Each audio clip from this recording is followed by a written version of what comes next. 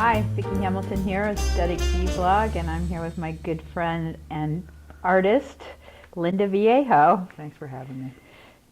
You've been an icon in the art business for like 30 years now, right? 3 decades or more. I know I've known you for about 20 of those and seen you've gone through a lot of changes from painting these beautiful paintings, and now you've taken the opposite approach of most people. They go from lowbrow to fine art. You've gone from fine art to lowbrow. So how did that happen? Well, Bob Dylan in his biography said that one day you wake up and the world just doesn't look the same. One day you wake up and the ideas you had yesterday don't exist anymore. Everything's changed. And that's exactly what happened to me. One day I woke up and I couldn't paint anymore after doing what? I don't know what. 1,000 glowing paintings of fantastic realism, and then one morning I couldn't do it anymore. There's half a dozen paintings in the studio that just aren't finished. But you're a creator, so... Well, I started traveling a great deal and looking at artwork, and what I was seeing in the museums and the major galleries was repurposed work. Work where you take stuff that's already made and make an object out of it. And everywhere I went, in all the major museums in New York and Europe and the United States, everywhere, there was all this mixed media work using repurposed objects. But I'd like to be a part of what this new movement and this new conversation is about.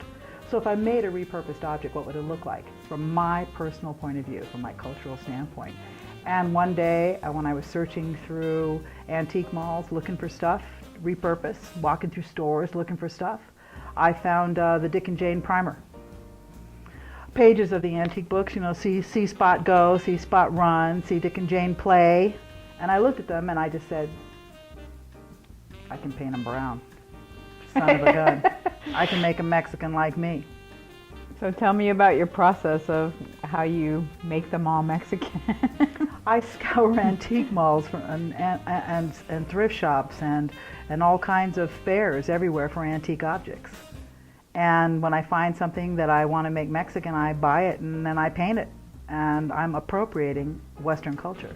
All of a sudden, all the kings and the queens and all the gods and the goddesses and all the movie stars, all the famous people of the world, all of a sudden they're brown, just like me.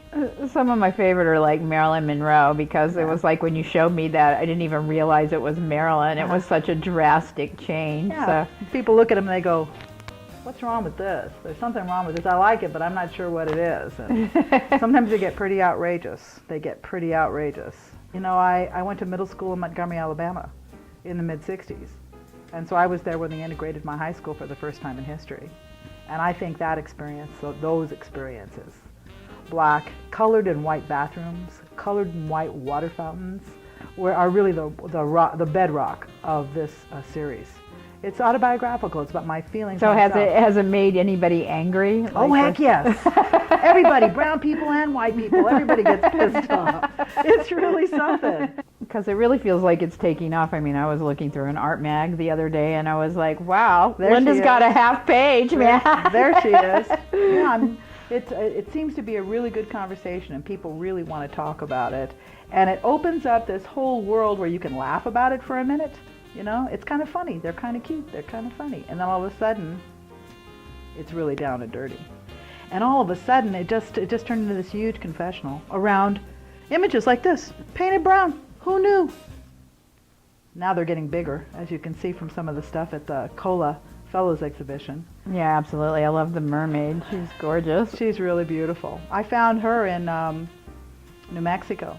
That's the funny thing about this. When you go shopping, you really can't choose what you find, really. So where are you going with it? I mean, what do you think? Where will it go in the future? I'm going to get bigger. The objects are going to get bigger. And I hope it inspires people to think about themselves and how color affects their decisions. And how they treat people as right.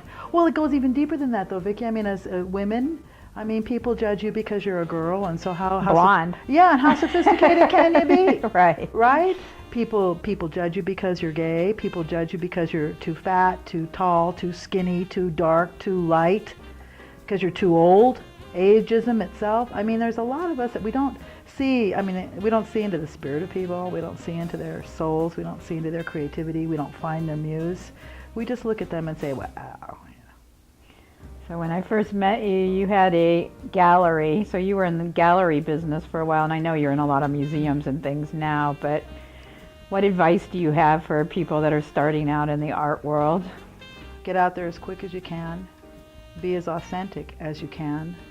Get advice from lawyers and people in the art world, mentors that can tell you how things work as best as they can, because you know the art world isn't regulated. So people can just do whatever they want in the art world. There really isn't any rules, and you know, it isn't like being a lawyer or, you know, like being in real estate or something like that where they have all these regulations. And have a contract with everybody you work with. Produce the best work that you're absolutely capable of.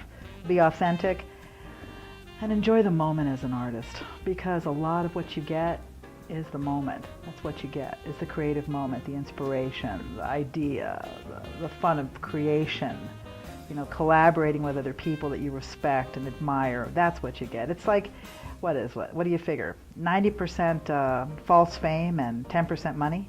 Well, I find that the mediums are all fusing too. I mean, you know, there's art and music, and then there's like, you know, you've got the green screens behind the band. It's like become like a multimedia experience on a lot of levels. That's what's happening in fine arts too. That's what's happening in fine arts too. There's a lot of mixing.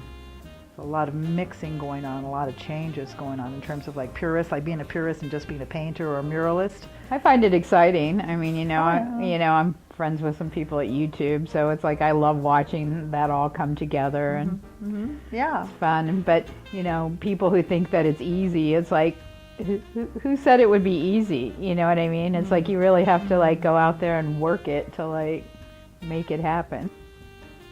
Well, I really appreciate you taking the time. Oh, it's a pleasure. Is there anything you want to say that we didn't talk about? Or? Well, I want to say thank you for inviting me to speak with you on these points that are so important to both of us, and I want to thank you for your friendship and your support and kindness over the years. You're a beautiful lady, and I love you very much. Aw.